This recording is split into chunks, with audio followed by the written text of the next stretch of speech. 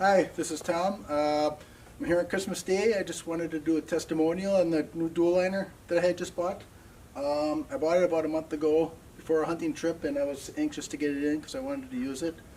It was 30 degrees outside, and I installed it in the garage, not very well lit, and I had it installed in about 25 to 30 minutes. It went really nice. The front snapped into place, sides went in, everything rolled out real nice.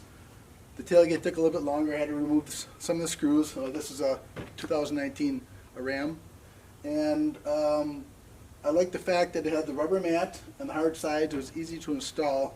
My last truck had a spray-in bed liner, which I really liked, but that was more expensive, and I liked the fact that I could do this myself, and I didn't really want to get just a regular drop-in bed liner because I liked the stickier surface with the rubber mat.